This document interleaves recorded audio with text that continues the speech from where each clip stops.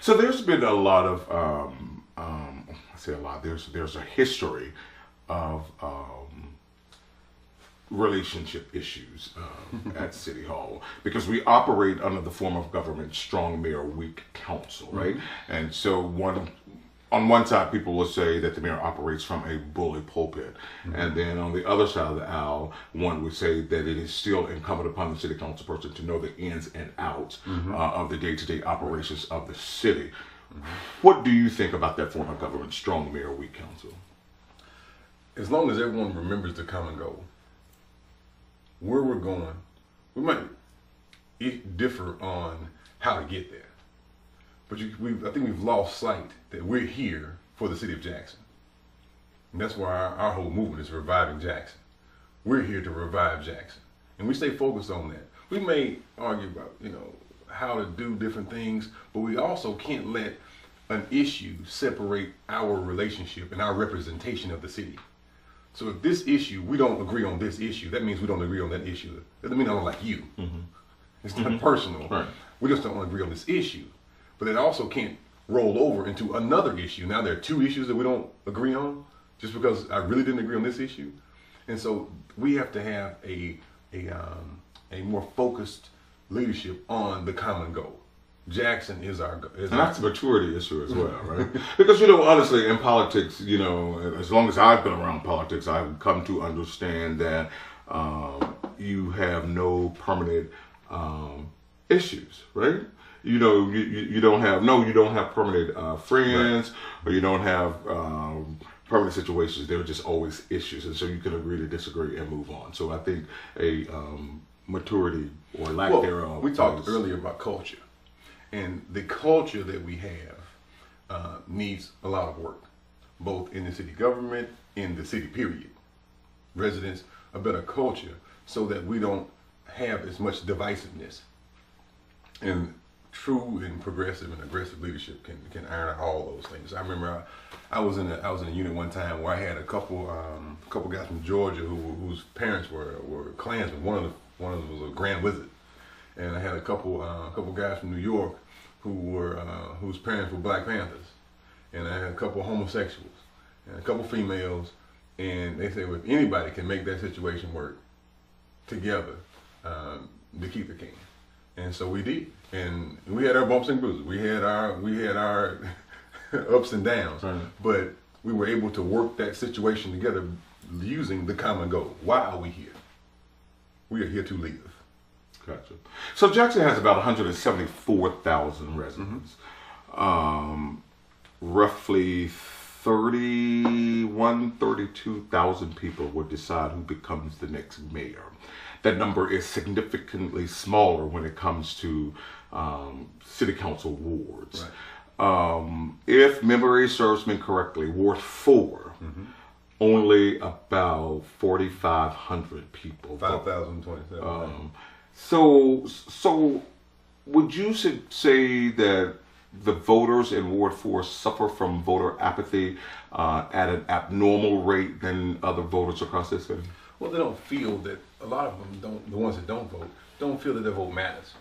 They're going to do what they want to do. All they're going to do is argue and fuss and complain anyway. I'm not even going to go.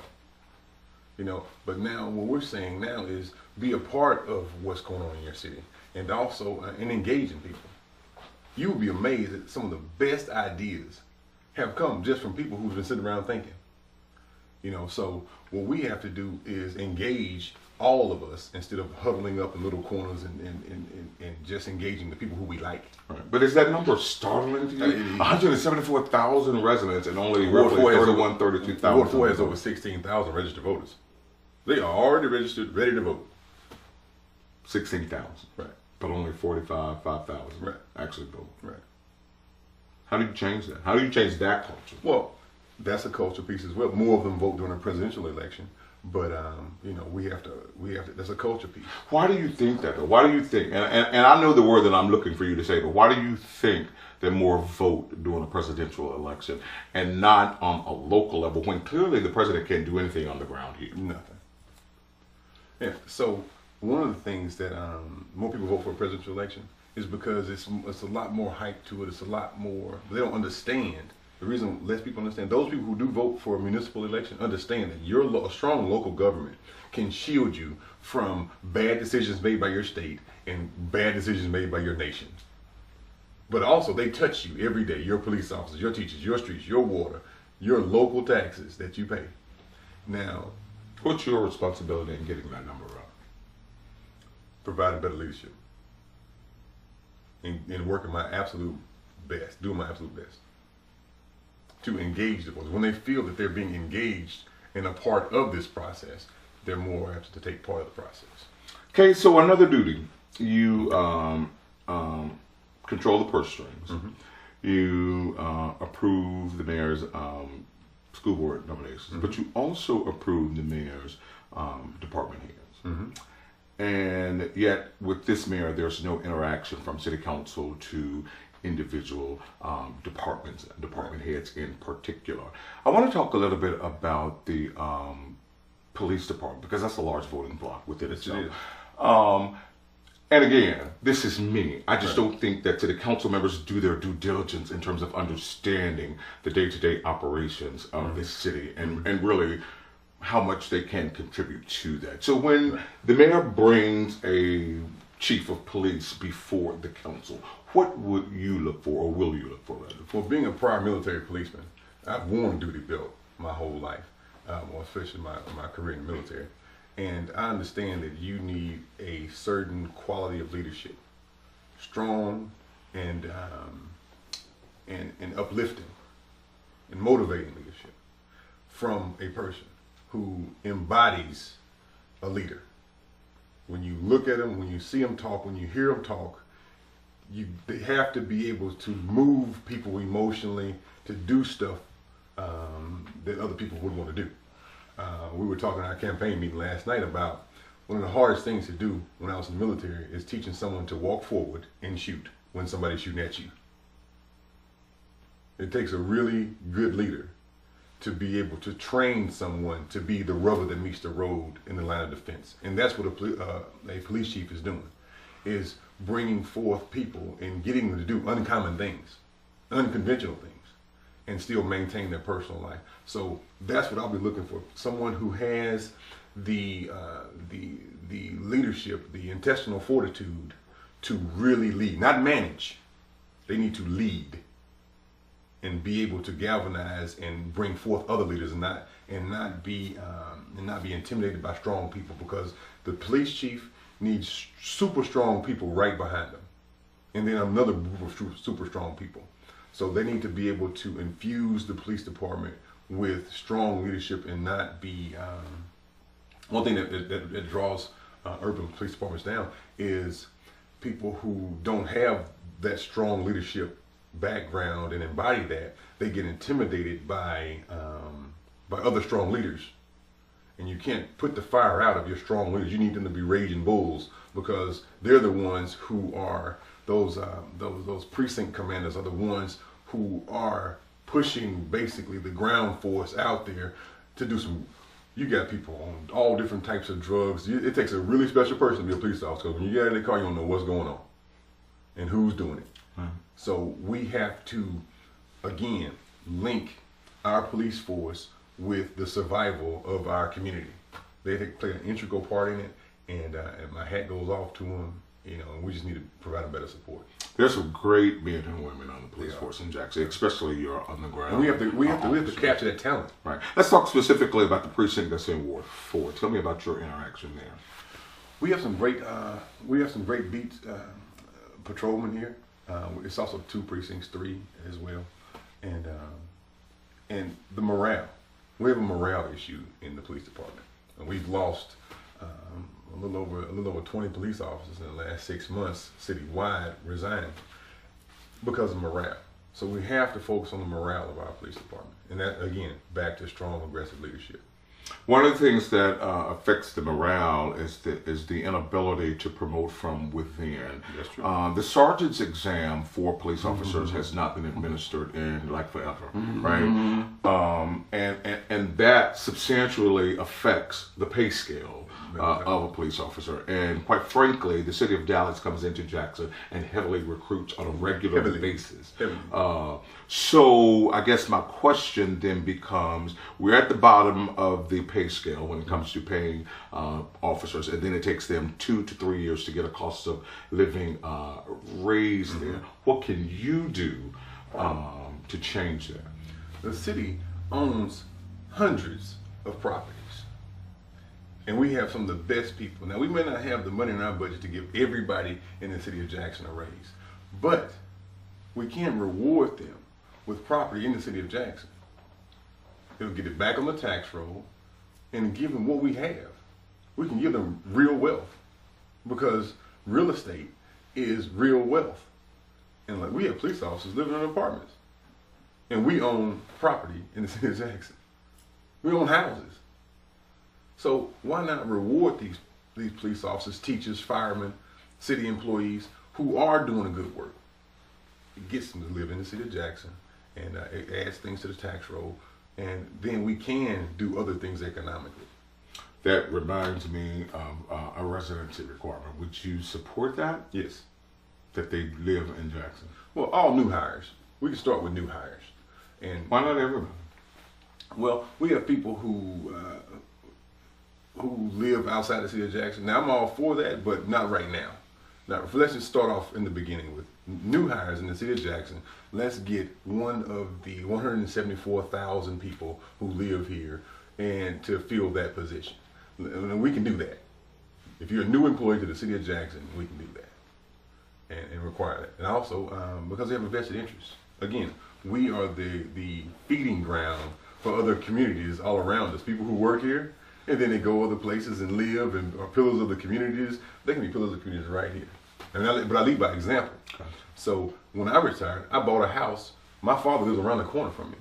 My sister lives around the corner. My aunt lives down the street. 2 of my other cousins live 1 street over. Well, 3 of them live one street over. Is this the Stamps community? No, but our community here in Cedar Hills, I'm not the only one. We're not the only family that's like that. Sub number 2 is very similar. Yeah, it is. You know, so we're doing it. We just need to do more of it and promote those stories. We have 4 and 5 generations of people living in the same neighborhood. So we need to do that, but also broaden that across the city. Here's what I felt actually when we were talking about school boards and JPS. You're a business guy, and you've acknowledged that you've opened several businesses. But when a business is deciding whether or not to move to Jackson, they really do look at the educational system, particularly the public school system. How do you work to change that culture? I'll just put it on your words. That's a cultural change that's perhaps needed. So you mean change the culture of JPS? Of JPS. Again, I was speaking with a teacher just yesterday. The leadership culture that he's under has his thumb on it, and he doesn't feel like he can grow. He has aspirations. This is a teacher? This is a teacher here at JPS. He has aspirations of continuing on in teaching. He's been here almost a dozen years, and he wants to get into administration, but he has leadership problems. And we just have to groom better the leaders that we have in positions. And I'm not saying go through and fire everybody. Let's develop the talent so it's more effective in all of the positions that we have. So I sat through and covered these horrendous debates between JPS and the city of Jackson for over budgets, particularly as it relates to this 2006 bond referendum that we passed, and JPS has been operating in the red because they have failed to collect this money, and the city failed to authorize that money. So while I clearly understand that the city of Jackson does not control JPS's budget, there's a fine line in terms of drawdown, if you would, in terms of money. How do we improve that relationship? But again, the common goal. Remember why we're here. We're not here just to argue over money. We're here for those children and teachers to get what they need to make our city better. And I think we've lost sight of the common goal, and we're off having needed discussion, but this is not something we should just be fighting over. We shouldn't be fighting over money, not amongst ourselves. This is we have to operate like a family. And I'm not going to starve my sister to feed my brother. I'm not going to starve my daughter to feed my son. It's just not. It's not how family operates, and we have to operate like a family. Gotcha. If history is any indication, based on the number of people running in this race, somebody's going to move into a runoff, because it will be extremely difficult when you factor in the number of voters in Ward 4. It will be extremely difficult for somebody to get 50% plus one. So somebody probably will move into a runoff. You think you will be one of them? I know I will be, if it goes to a runoff. Oh, wow. You think you'll get 50% plus one? If it goes to a runoff, we will be in the runoff, if it does. Yeah. Tell me why you're so confident, or at least you sound as if you're confident that it won't go into a runoff. Tell me why. Well, either scenario, either way works. We're focused on delivering our message, because our message... I want to go back to what you said, though. Stacey, I want to go back to what you said. Unwrap that a little bit. Okay.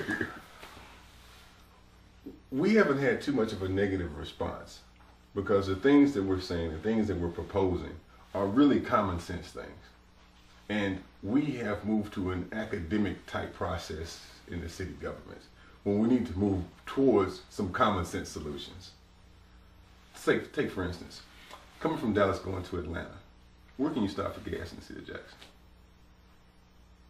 I don't know the answer to that. Exactly. Why not? Now, Clinton has 4 gas stations. I've never driven from I know, but it's on I-20. If you were on I-20, you know, and you're going on I-20, either way, where would you stop for gas? Exactly. Now, Clinton has 4 gas stations at one. So are you saying nowhere? I mean, I clearly don't know. I don't drive. I fly. Right. well. How Clinton has 4 gas stations at one exit. Okay. All right. Jackson, Highway 18, there's no gas station there. Ellis Avenue, no gas station. There's a truck stop over off of Gallatin, and then you're gone. Well, how about we use our leadership structure of the city of Jackson and really urban plan this thing out better, so we maximize interstate commerce? That's a big problem, but a great opportunity. But then secondly, let's use our own money. Let's not call someone else from another city, another state. Let's get local investors to invest in that piece of that idea, and putting that basic. This is basic stuff. You know, Clinton has 4 gas stations and 2 hotels at one exit in Clinton. We don't have to copy. We don't have to come up with something new. Just do what works. Put your businesses on your major traffic thoroughfares and offer quality service. Sounds like a smart solution to me. I just worry about the plane having enough. I'm just saying. But It sounds like a common sense approach to me. I don't know. I mean, you know, there are some basic things that we can do as a city. Better plan our city, and have, when someone comes with an idea that says, "Hey, I want to do this, and I just bought this property," or before they buy the property, "I want to buy this property to do this." Well, we said, "Well, hold on, that doesn't fit into our economic development strategy for that area." Right. Speaking of that, though, you know, you brought this to mind. So, you know, with the announcement of all these businesses leaving, and with city council officials saying, you know, we find out late, you know, we didn't know, you know, we would have done something. To me, and even with the mayor saying that, you know, by the time we find out, it's too late, or I'm going to write a letter. Now, as a journalist, what that says to me is that we don't have the right people in place that can negotiate or massage those relationships to keep those businesses. But it also says to me that we're not necessarily in the city of Jackson matching people with skill sets and skill sets to positions, because I don't think that we have the right people at the table to attract, to negotiate those businesses to Jackson. Talk to me about businesses leaving Ward 4, because for Sam's to pull out and all these other businesses that are pulling out, it substantially effectuates the tax base in Jackson. Oh, most definitely, most definitely. Now, in those discussions, it takes business people to talk to business people.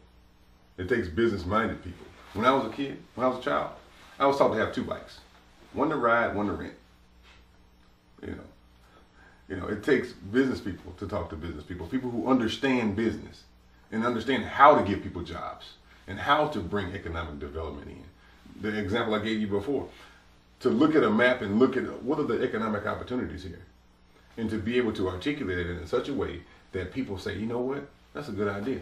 I want to invest in that. Or this is what I'm doing here, and you come in and say, well, maybe you should try this. We just have to have a more business-minded approach to economic development. And another thing we're doing is focus on selling Jackson, because Jackson has a lot to sell. You can move all over the world, but you're not moving I-55, I-20, and 220. You're not moving the interstate. I got you. And we have to maximize that interstate commerce. But also, 1/3 of America is within 500 miles of Jackson. 1/3 of the population of this country is within 500 miles of here. So we can be a tourist destination. We just have to have a reason for them to come. You know, it sounds like you've had a business mind for a long time. As a child, you had 2 bikes. You one to ride, one to see. I thought you was going biblical when I was a child. I think as a child, I thought as a child. You expect as a child. I thought you were going biblical. I thought you were going biblical. I mean, you're going business. That's pretty good, though. You asking business questions. That's good. I mean, yeah, it works for me. It absolutely works for me. So, you know, I think we've covered the basics, but I would give you an opportunity just to really make a plea in terms of why people should vote for you. Okay. Well, my name is Dekeither Stamps. I grew up here in Jackson, and I believe in reviving Jackson. We can do it. With 174,000 of us that are here, we are here, and we just have to work together. I grew up here. I bought a house here once I retired from the military, and I love Jackson. And I know you do too. So vote for us, Ward 4 City Councilman on May the 7th, and I'll see you at the finish line. Thank you, man. Thanks a lot. All right, just a quick reminder, municipal elections are Tuesday, May 7th. All right, thanks a lot.